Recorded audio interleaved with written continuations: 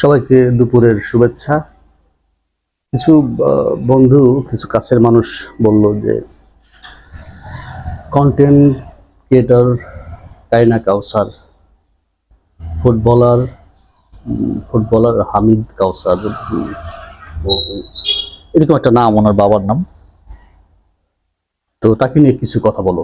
তো প্রথমে ক্ষমা চেয়ে নিচ্ছি যে আমার বা আমাকে দেখার মতো বা আমার কথা শোনার মতো এখানে তেমন কিছুই নাই। এড়িয়ে গেলেও আপনাদের সময়টা বাঁচবে।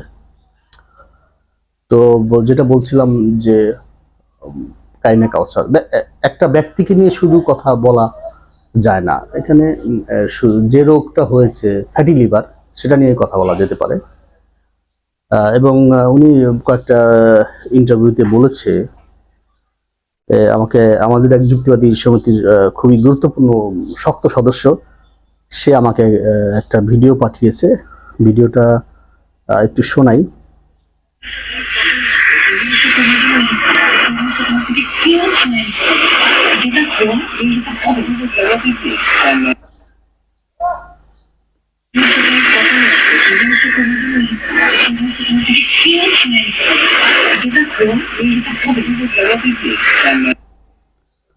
এইটা উনি যেটা বললো, আপনারা বুঝতে পারছেন কিনা, এটা একটা ব্যাপার। উনি যেটা বলছে, ও বলেছে যে কপালে যেটা আছে সেটা কেউ ছিনিয়ে নিতে পারবে না।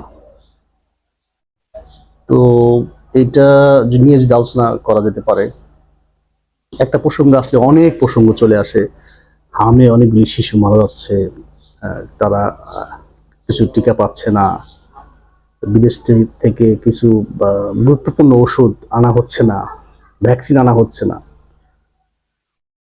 তো আপনারা হয়তো দেখেছেন, যমুনা টেলিভিশনে একটা খবর দেখালো যে একজন প্রসূতি মা, তিনি একটা ভ্যাকসিন নিবে, সেই ভ্যাকসিনটা নকল। 4,500 টাকা থেকে 4,000 টাকার দাম, সেটা নকল একটা ওষুধ। বাংলাদেশ মেডিকেলে একজন ফার্মাসিস্ট, সে নকল একটা ওষুধ বিক্রি করছে। তার মুখে বয়স্ক, তার দাঁড়িয়ে আছে। তো এরকম অনেক ঘটনাই ঘটে। পরে সে ধরাও পড়ে গেল যে নকল ওষুধটা কেন। তো যাই হোক, আমরা যেটা ছিলাম, তো ওই ফ্যাটি লিভার কেন হয় সেটা তো আপনারা সবাই জানেন, কেন কিভাবে হয়।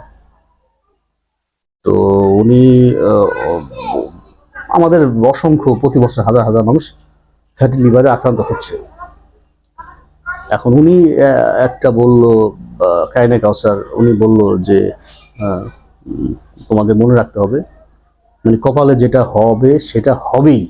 তো আসলে এটা আমরা কি বলবো, তার কথাটা তার জায়গা থেকে ঠিক আছে, কিন্তু আমরা আলোচনা করতে চাই যে আসলে এই ধারণাটা সে পেল কোথায়, এবং এই ধারণার টা আমাদের সমাজে কত পার্সেন্ট সঠিক ধরে। আমাদের সমাজে 90% মানুষ এটা সঠিক ধরে। তো যাই হোক, কয়েকটা বন্ধু বললো যে আলোচনা করো, কিন্তু আমি আসলে আলোচনা করতে চাই না, কারণ আলোচনা আমি তেমন পারি না। একটা বিষয়ের উপর যদি ভালোভাবে চিন্তা ভাবনা করে আলোচনা করা যায়, সেটা আমার মধ্যে নাই। আমি পৃথিবীর এমন কোনো বিষয় আমি আজ পর্যন্ত পাই নাই, শুধু কুসংস্কার ছাড়া আমি আলোচনা করার মতো যোগ্য। একমাত্র কুসংস্কার নিয়েই শুধু আলোচনা করতে পারি, তাছাড়া আমি কোনো আলোচনার কোনো ব্যক্তি না। আপনারা সময় দিচ্ছেন, হয়তো কাছের মানুষ বা কাছের বন্ধু বলে আপনারা সময় দিচ্ছেন। তো তাহলে আমরা কারিনা কাউসারের সেই কথায় চলে আসি যে কপালে থাকলে হবে। আমি 1.5-2 বছর আগে একটা ভিডিও করেছিলাম যে ভাগ্য কাকে বলে। তো সেখানে 90% মানুষ ভাগ্য সম্পর্কে তাদের ধারণা একমত হয়েছিল, এটা ধর্ম থেকে আসছে। হ্যাঁ, এই জন্য তারা এটা গ্রহণ করে। তো আমি যেটা বলছি সেটা আমার কোনো ধারণা না, এটা আমার কাছে আসছে। আমি হয়তো পত্রিকায় পড়েছি, হয়তো সেজন্য আমি হয়তো আমার ধারণাটা, আমার কোনো ব্যক্তিগত কোনো ধারণাই নাই। আমার এই বিষয়ে কোনো ব্যক্তিগত ধারণা নাই, এবং ব্যক্তিগত কোনো ধারণা থাকতেই পারে না আমার। আমি এখন যা বলছি সবকিছু শেখানো, সবকিছু শিখে শব্দগুলো বলছি, প্রথমে শিখছি মায়ের কাছে, পরবর্তী সময়ে বই থেকে শিখে তারপর বলছি। এটা আমার ব্যক্তিগত কোনো মতামতই না। কিন্তু উনি কায়না কাউসার উনি বলল যে কপাল যেটা সেটা হবেই।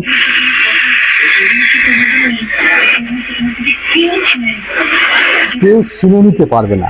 হ্যাঁ, মানে এখানে কারোর ব্যক্তি প্রসঙ্গ বলছে। তো আসলে এই তো আসলে ভিডিও বানাতে হয়, সেজন্য দু একজন বলে যে ভিডিও বানাও, ভিডিও বানাও, তোমাকে দেখলে ভালো লাগে, হ্যাঁ কথা বলো, এই জন্যই হয়তো বলা। আমি আমার ভিডিওতে কোনো কিছুই শেখার নেই। হ্যাঁ, সব কিছু গুগল চ্যাট জিপিটি সার্চ দিলে আপনারা পেয়ে যাবেন। আমার কাছে কোনো শেখার নেই, আর আমার ব্যক্তিগত কোনো মতামত নেই। আর এই তো এই বলবো। আর হলো যে আমরা এমন একটা সমাজের পরিবেশে বড় হচ্ছি যেখানে গুরুত্বপূর্ণ ওষুধ, সেই ওষুধগুলো বিদেশ থেকে তারা আনতে অনীহা প্রকাশ করে।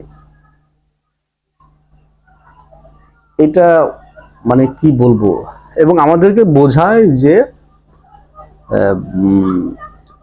আমরা ওষুধ আনতে পারি নাই, মানে ওষুধ আনতে পারি নাই মানে আপনার অসুস্থ হয়েছেন, আপনি অসুস্থ হয়েছেন, আপনি বলছেন যে আমি ওষুধ আনতে পারি নাই বা ডাক্তার কাছে যেতে পারি নাই।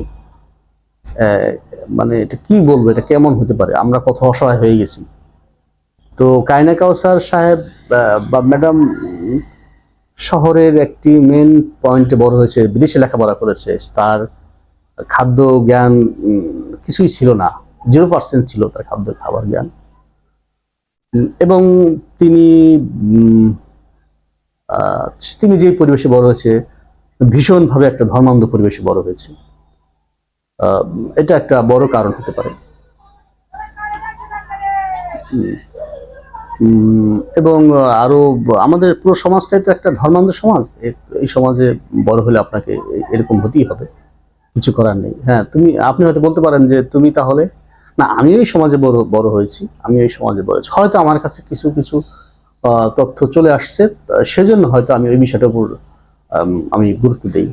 আমি প্রথম অনেক বছর ধরে বলছি যে পৃথিবীর সব বিষয় মানুষের জানা থাকতে হবে তা না। শুধু শরীর বিজ্ঞান সম্পর্কে জানলেই টিকে থাকা যাবে বহু বছর। তো যাই হোক, আমাকে ক্ষমা করবেন। আমার আসলে আরো অনেক পড়াশোনা করা দরকার, জানার দরকার।